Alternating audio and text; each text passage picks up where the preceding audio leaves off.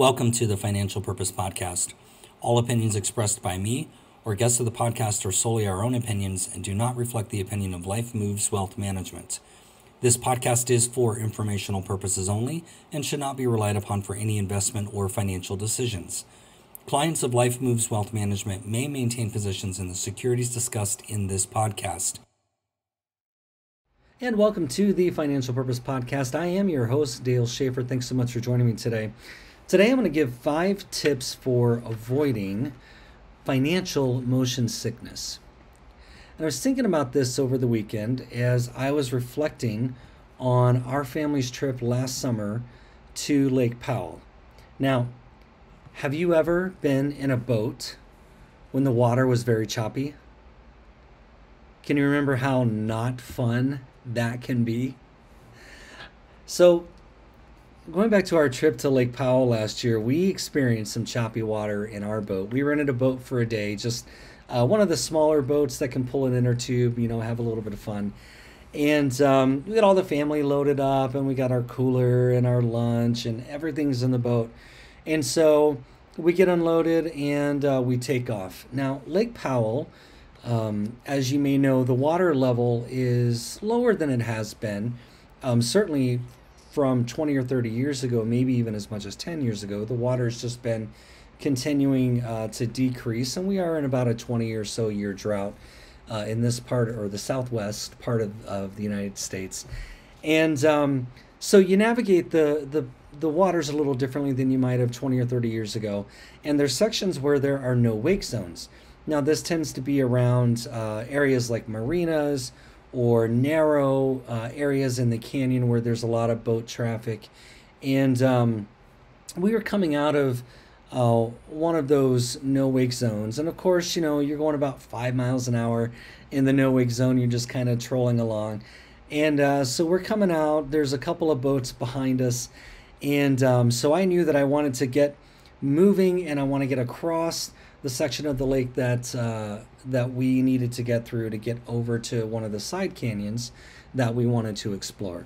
So I ticked the speed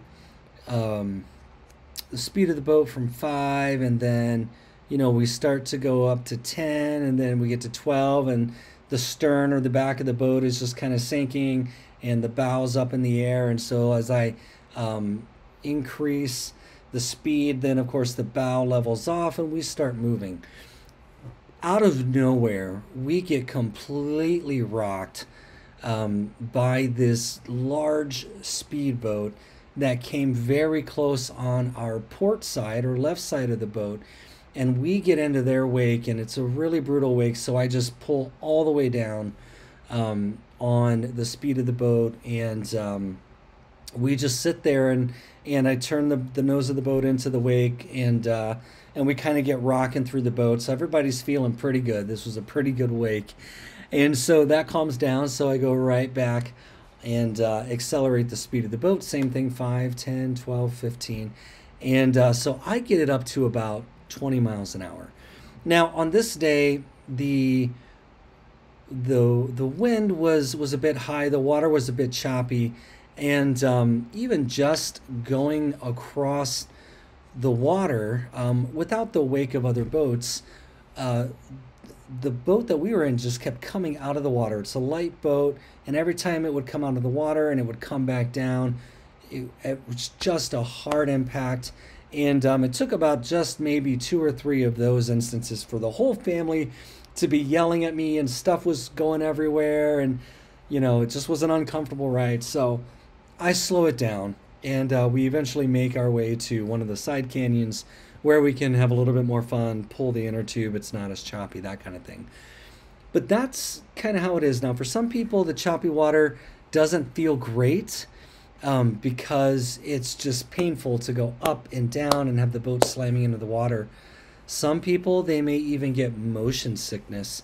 And I was looking on a website called boatsafe.com, and it lists some symptoms of severe motion sickness. Now, this can be in boats or roller coasters or back seats of cars or whatever it is. But if you're experiencing motion sickness, you're likely to experience things like nausea, vomiting, sweating, headaches, dizziness, irritability, fatigue, rapid breathing, difficulty concentrating, increased saliva production, and drowsiness. And when you're headed into drowsiness and you start to get dizzy, you get the increased saliva production. That's just not a good feeling for anybody who's ever experienced that level of nausea. And then, of course, it just gets kind of worse from there. So this website also lists some tips for avoiding motion sickness, and they're talking about things like Dramamine or antihistamines that might help if you have drowsiness. So they're recommending non-drowsy formulas. Maybe it's a transdermal patch that you can wear.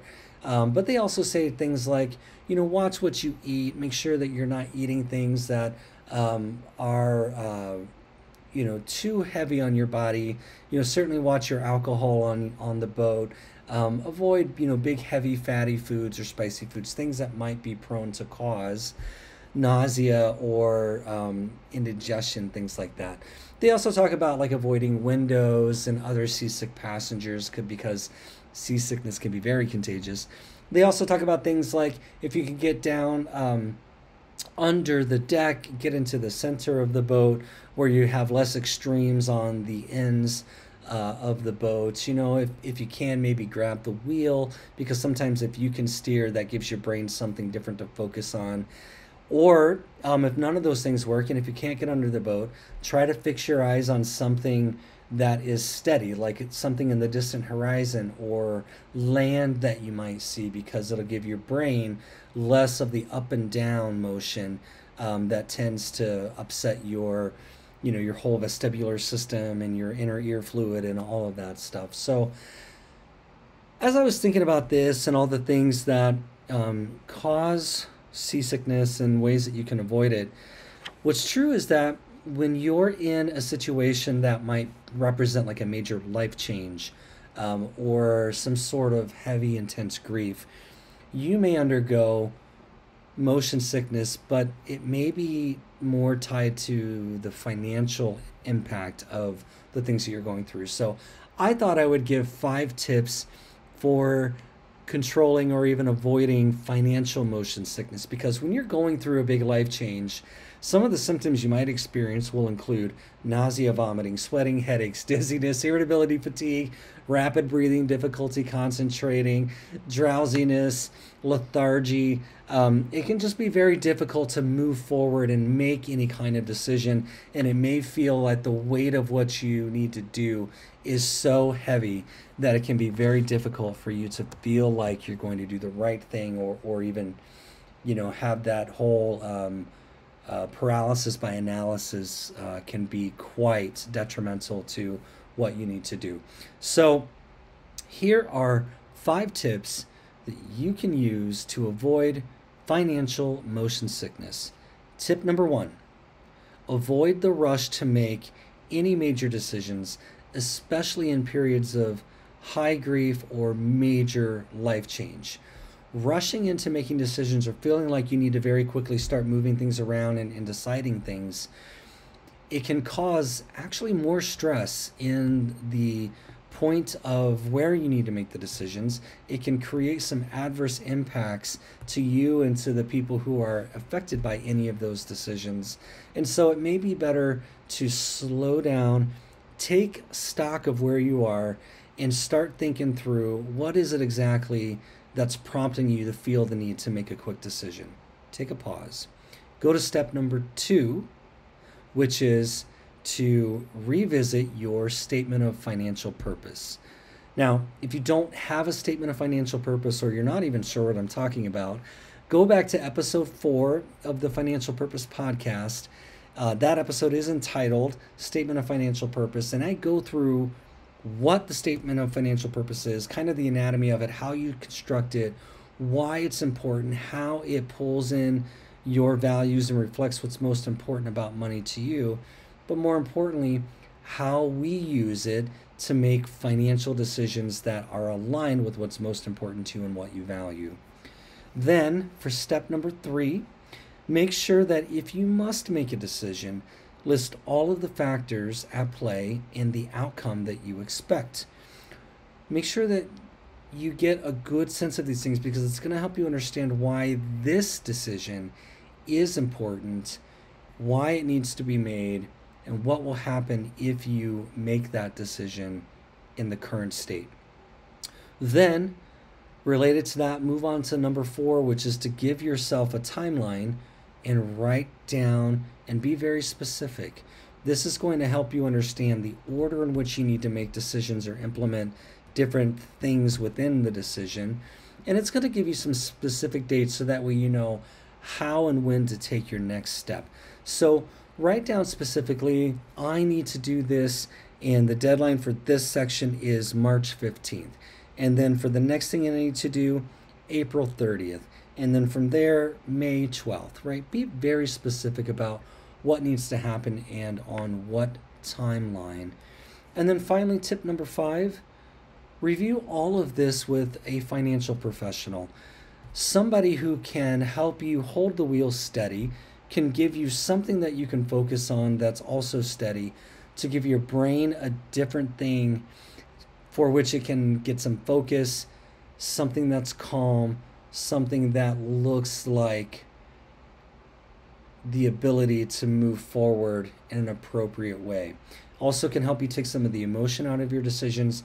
They can also help you think through all the factors and make sure that you have everything covered, because sometimes you don't know what you don't know, or sometimes there's just a slightly different way to think about how you're going to go about making these decisions.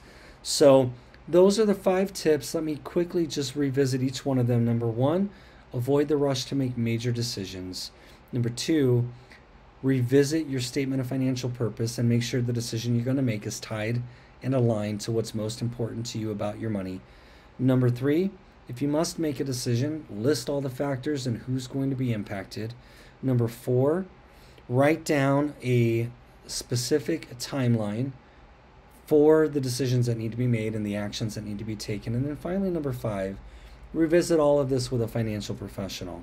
So I hope that this has been helpful. If you're in the middle of a situation that seems a bit rocky, please reach out to somebody and get the help that you need.